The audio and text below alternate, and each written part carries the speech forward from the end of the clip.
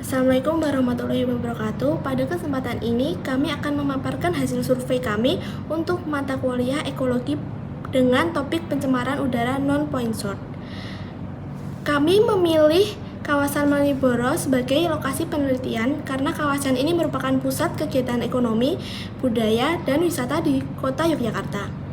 Tingginya aktivitas wisatawan membuat di Malioboro dipadati oleh kendaraan seperti mobil, motor, dan bus.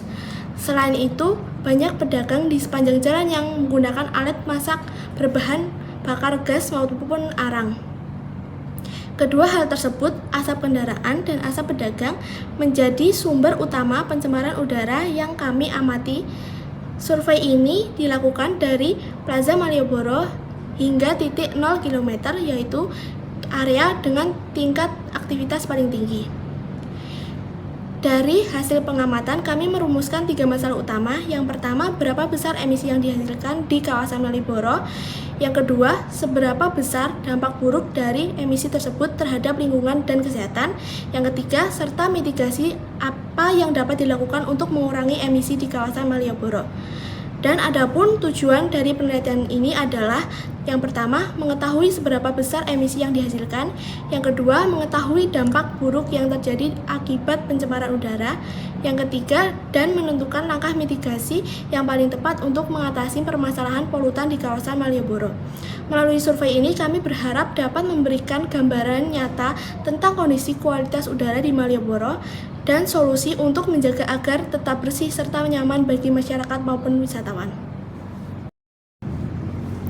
Nah, selanjutnya kita mengambil 3 titik sampel di Jalan Malioboro, yaitu yang pertama, titik 0 km dengan pusat keramaian wisata dan aktivitas lalu lintas padat, sehingga berpotensi memiliki konsentrasi emisi kendaraan lebih tinggi. Yang kedua, hotel kapsul yang terindikasi zona campuran antara pejalan kaki, pedagang kaki lima, dan kendaraan umum, sehingga kawasan hotel kapsul memiliki kondisi rata-rata kualitas udara di kawasan Malioboro.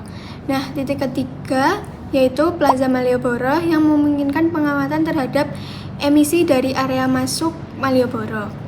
Nah, dari 3 titik tersebut kita melakukan pencatatan traffic counting dan konsumsi bahan bakar pedagang selama jam sibuk, yaitu mulai dari pukul 16.30 sampai pukul 17.30. Nah, dari pengamatan tersebut, kami dapat mengetahui kondisi udara di kawasan Malioboro berdasarkan aktivitas kendaraan dan sumber emisi lokal. Selanjutnya adalah hasil pengamatan dari survei kendaraan yang melalui kawasan Malioboro. Survei dilakukan di 3 titik, yaitu titik 0 km, hotel kapsul, dan titik Plaza Malioboro. Data hasil survei dapat dilihat di tabel berikut, di mana survei dilakukan dalam kurun waktu 2 jam dari pukul 14.30 hingga 17.30. Selanjutnya adalah menghitung beban emisi yang dihasilkan oleh kendaraan yang melalui kawasan Malioboro. Untuk pedoman, kita menggunakan dari penyelenggara inventaris gas rumah kaca nasional atau KLHK dengan menggunakan rumus sebagai berikut, di mana L adalah panjang jalan, N adalah jumlah kendaraan bermotor, P adalah faktor emisi kendaraan. Untuk faktor emisinya dapat dilihat di tabel berikut. Dari perhitungan beban emisi, maka didapatkanlah sebagai berikut, yaitu ada CO2, HC, NOx, PM10, dan SO2. Nah, di titik 0 km, data yang didapatkan sebagai berikut. Selanjutnya ada di titik hotel kapsul, data yang didapatkan sebagai berikut. Dan yang terakhir ada di titik Plaza Malioboro, data yang didapatkan sebagai berikut. Pada slide ini ditampilkan hasil survei terhadap 10 pedagang makanan di kawasan Malioboro. Dari data tersebut, ditampilkan bahwa 6 pedagang menggunakan bahan bakar arang, sedangkan 4 pedagang lainnya menggunakan bahan bakar LPG. Konsumsi bahan bakar ini menjadi dasar untuk menghitung total emisi yang dihasilkan oleh masing-masing jenis bahan bakar. Berdasarkan hasil perhitungan menggunakan pedoman penyelenggaraan inventarisasi gas rumah kaca nasional dari KLHK, diperoleh hasil sebagai berikut, yang jika dijumlahkan, total emisi dari seluruh pedagang pengguna LPG mencapai sekitar 14,9 kg CO2 per hari. Angka ini menunjukkan bahwa meskipun jumlah pedagang LPG lebih sedikit, jumlah emisi yang dikeluarkan juga cukup besar.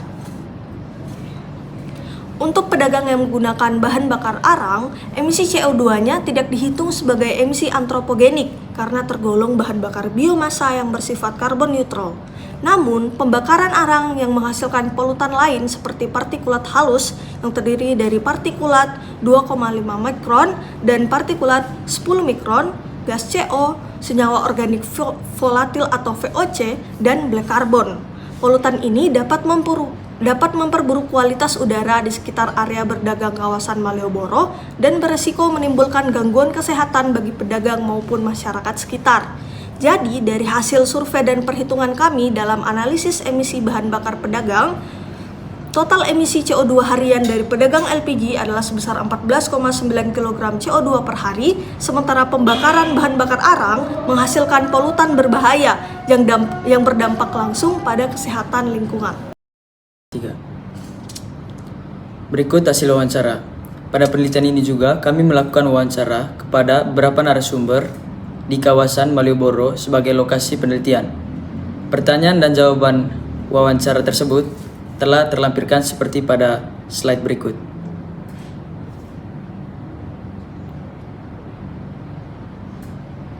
Berdasarkan hasil wawancara kelompok terhadap beberapa narasumber tersebut, dapat disimpulkan bahwa kualitas udara di kawasan Malioboro dinilai cukup baik, meskipun masih terdapat sumber pencemaran utama dari kendaraan bermotor, sampah, dan aktivitas kuliner. Kebijakan seperti larangan merokok dan penataan pedagang kaki lima dinilai efektif dalam mengatasi polusi udara. Sebagian responden menunjukkan perilaku peduli lingkungan dengan berjalan kaki atau bersepeda meski dalam skala yang terbatas. Harapan utama adalah peningkatan fasilitas kebersihan, pengembangan transportasi ramah lingkungan, serta kolaborasi antara masyarakat dan pemerintah untuk menjaga kualitas udara. Secara keseluruhan, Malioboro telah mengalami perbaikan dalam pengelolaan lingkungan.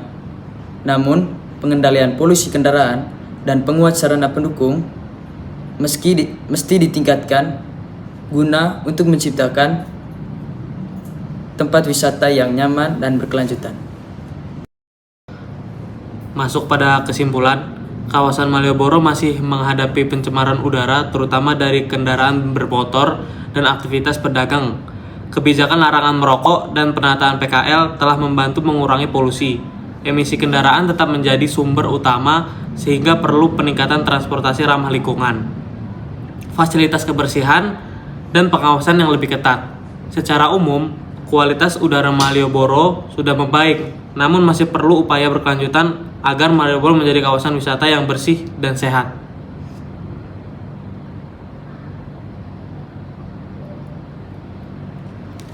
Kemudian untuk saran, yang pertama adalah mendorong penggunaan transportasi umum, sepeda, kendaraan listrik bagi wisatawan maupun para pekerja di kawasan Malioboro. Melakukan pengaturan lalu lintas pada jam padat kunjungan seperti pada di penelitian kali ini di jam padat. Yang selanjutnya, mengganti bahan bakar seperti gas LPG atau kompor listrik bagi pedagang kuliner. Dan yang terakhir, dari sisi sosial, diperlukan peningkatan kesadaran masyarakat dan wisatawan terhadap pentingnya udara bersih melalui kampanye dan edukasi publik. Mungkin sekian yang dapat kelompok kami sampaikan. Kurang dan lebihnya akan kami koreksi. Wabillahi taufiq wal hidayah. Wassalamualaikum warahmatullahi wabarakatuh.